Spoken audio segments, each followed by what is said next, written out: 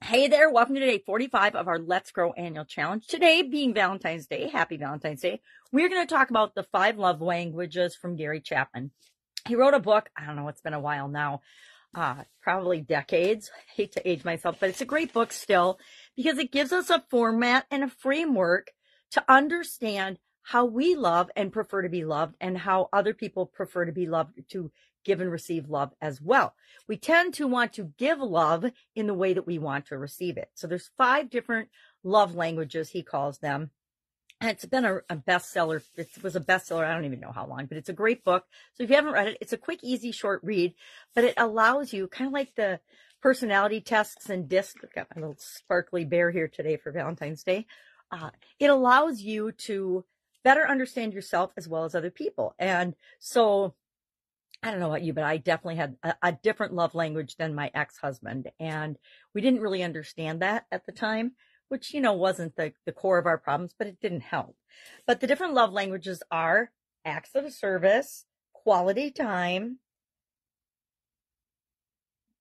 physical touch, receiving gifts, and words of affirmation. Now, I think mine is probably acts of service now. Not sure, but if I was analyzing, if someone were to watch me, they'd probably say, yeah, acts of service is definitely your love language. But what it means is each of us feels loved when we receive attention in these particular ways. Some people love to receive gifts, and the best thing you can do for them is give and receive gifts from them.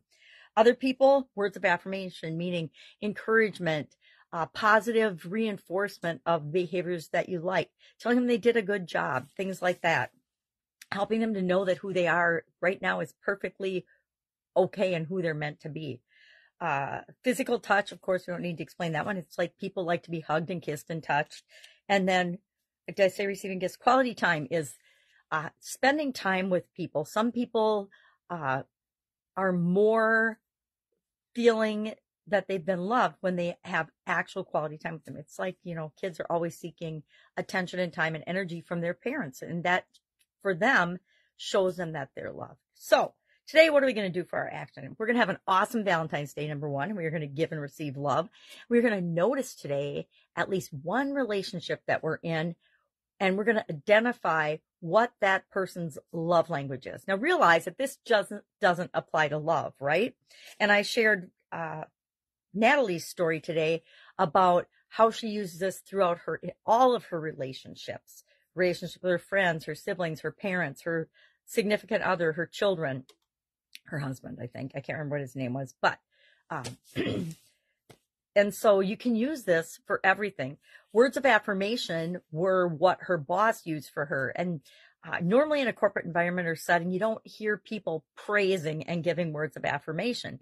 But that was clearly his way and preferred behavior and communicating and love language. And so that worked really well for her. And again, her best friend Kim as well, that was her. Words of affirmation were her love language. But then she's got some people all across the board. I don't remember what they all were, but her brother was one, her sister was another. Lots of them were quality time. I think her spouse was quality time. I don't remember.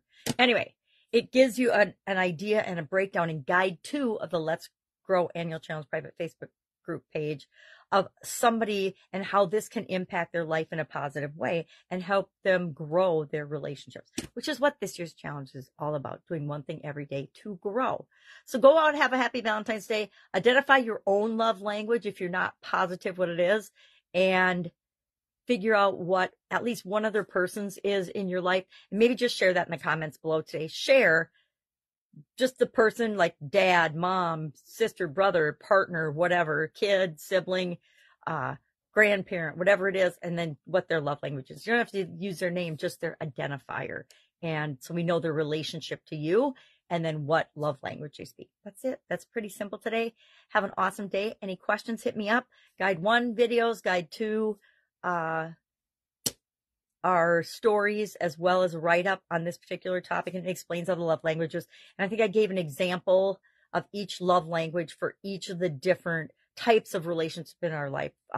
Work relationships, family, social group, whatever. I think I did 5.